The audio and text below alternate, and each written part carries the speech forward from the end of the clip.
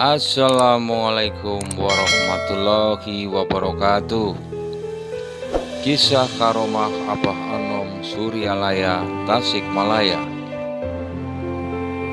Kisah perjalanan hidup Syekh Ahmad Syaibul Wafa Tajul Arifin atau Abah Anom. Penempuh jalan cahaya tidak pernah menghabiskan waktunya untuk mengutuk kegelapan. Para wali dan sufi menyelinap dalam dunia sunyi, meski tubuh fisiknya berada di tengah hamparan kehidupan, di tengah hiruk-pikuk masyarakat. Kiai alim dan sufi yang menjadi rujukan warga sering terdiam, bertapa di tengah keramaian, merenung di tengah rimba tawa dan keluh kesah. Guru junjungan para pencari hikmah ini bernama Kiai Haji Ahmad Syaibul Wafa Tajul Arifin. Beliau dikenal dengan sebutan Abah Anom. Lahir di Suryalaya 1 Januari 1915. Ayahandanya bernama Syekh Abdullah bin Nur Muhammad yang lebih dikenal dengan Abah Sepuh, dan ibundanya bernama Nyai Hajah Juhriah. Keluarga besarnya merupakan pengasuh pesantren Suryalaya, Tasikmalaya, Jawa Barat. Perjalanan panjang Abah Anom menempuh jalan pengetahuan bermula dari pesantren keluarganya. Ia mendapat didikan dari ayahandanya yang mengajari santri-santri dari penjuru Nusantara. Pada tahun 1923 hingga tahun 1928, Abah Anom belajar di Fairvlog School atau sekolah dasar di Ciamis. 2 tahun kemudian, pada tahun 1930, Abah Anom mengaji di pesantren Cicaryang, Cianjur. Kemudian ia melanjutkan pengembaraan ke pesantren Jambu Dipa, Cianjur untuk belajar fikih, nahwu, syaraf, dan balaghah. 2 tahun berselang, Abah Anom menuju pesantren Gentur, Cianjur, ngalap berkah dan mengaji dengan ajengan Syatibi. Ia meneruskan jalan sunyi sebagai santri kelana menuju pesantren Ciraungas di Cimelati, Sukabumi pada tahun 1935-1937. Di bawah bimbingan ajengan Aceng Mumu, pengasuh pesantren Ciraungas, Abah Anom mendapat tempaan lahir batin, ilmu pengetahuan dan hikmah. Di pesantren ini, Abah Anom mengalami berbagai tantangan yang kelak menjadikan dirinya teguh dalam berdakwah dan mengajar santri. Ajengan Aceng Mumu seorang ulama ahli silat dan pengajar kearifan. Dalam usia muda, Abah Anom dipercaya menjadi wakil talqin Abah Sepuh. Abah Anom tertarik mendalami ilmu kanuragan dan silat semenjak diperkenalkan oleh ajengan Mumu. Kemudian ia memperdalam dengan berguru kepada ahli silat dan alim Syekh Haji Junaidi di pesantren Citengah, Panjalu. Perjalanan panjang berguru pada beberapa ulama di Jawa Barat tidak lantas menjadikan Abah Anom berhenti belajar. Ia menyusuri langkah dengan menyusuri jalan hikmah sebagai santri kelana. Untuk meningkatkan kepekaan batin, Abah Anom melakukan riadoh dan ziarah ke makam para wali. Ketika mengaji di pesantren Kalibungu, Kendal, Jawa Tengah, ayahandanya Abah Sepuh memerintahkan perjalanan panjang ziarah ke makam para wali.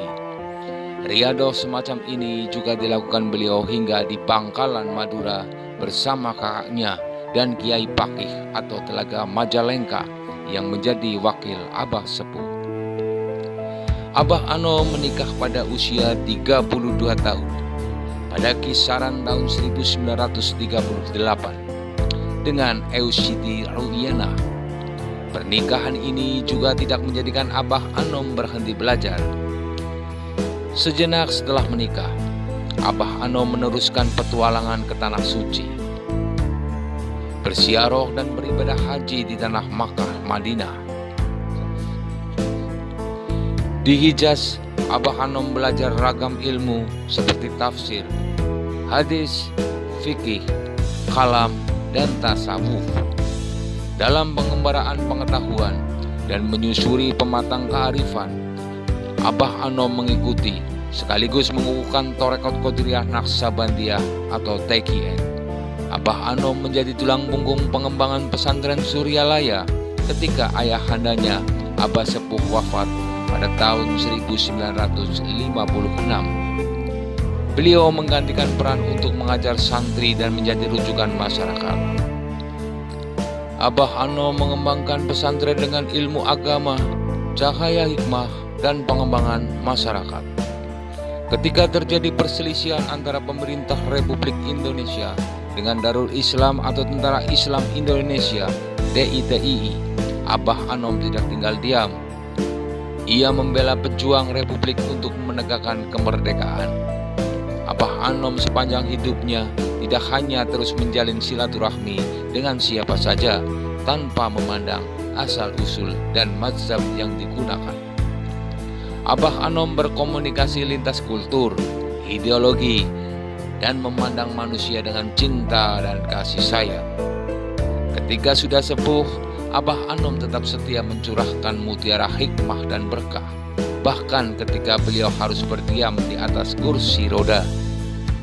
Hampir setiap pagi, termasuk Minggu dan Jumat, pada usai subuh, dengan sabar, tenang, dan penuh harap, ratusan orang lelaki, perempuan, tua, muda, anak-anak duduk di beranda sebuah bangunan di tengah komplek pesantren Suryalaya. Seringkali mereka harus berdiri dalam barisan yang memanjang hingga gapura pesantren. Mereka menunggu pintu bangunan berwarna coklat mengkilap kekuning-kuningan dibuka. Di sanalah Abah Anom tinggal sepanjang usianya. Dalam sebuah kuliah subuhnya, Abah Anom mengajarkan petuah keindahan. Mari kita jaga ucapan dan tindakan agar selamat. Sekarang, yuk kita gunakan ucapan dan tindakan itu agar diri kita selamat. Selamat langkahnya, gerak-geriknya, bisnisnya, selamat pengobatannya, kerabatnya, orang tuanya, dan selamat semuanya. Sehingga kita akhirnya tidak terhadang rintangan dalam seluruh aktivitas. Insya Allah terbuka jalan kebahagiaan dunia akhirat. Allah sangat kuasa untuk itu dari dahulu sampai sekarang, karena dirinya kekal adanya sampai kapanpun. Abah Anom dikenal sebagai ulama yang dermawan. Beliau selalu memberikan makan kepada seluruh tamu yang hadir ke rumahnya. Setiap harinya ratusan tamu berkunjung ke dalam beliau untuk silaturahmi, mengaji, atau meminta petuah hikmah pengobat segala kegalauan hati. Bila malam tiba, seluruh waktu Abah Anom didedikasikan hanya untuk Allah, Sang Maha Pencipta. Abah Anom menuntaskan wirid, beribadah, dan bermunajat. Pada tiap malam, pada kisaran pukul 2 malam, Abah Anom bangun tidur, langsung mandi tobat, sholat, dan menuntaskan wirid hingga subuh. Kemudian beliau menunaikan sholat isyraq, lalu mulai menerima tamu. Ungkap cucu pertama Abah Anom. Dalam kitab Miftahus Sudur, karya pangarsa Abah Anom, diawali dengan kutipan dari Syekh Abdul Qadir Al-Jailani. Bila seorang fakir datang kepadamu, jangan memulainya dengan ilmu, tetapi mulailah dengan kelembutan dan kasih sayang. Sebab ilmu membuatnya merasa asing kepadamu, dan kasih sayang membuatnya akrab denganmu. Seluruh narasi kisah hidup Abah Anom menuntaskan hikmah dan pelajaran betapa pengabdian menjadi inti hidupnya. Abah Anom menginisiasi rehabilitasi pecandu narkoba, kampus, dan lembaga pendidikan terpadu. Beliau tidak sekedar mengajarkan ilmu, namun juga bergerak di masyarakat dengan kelembutan hati, dengan gerakan konkret dalam mengabdi.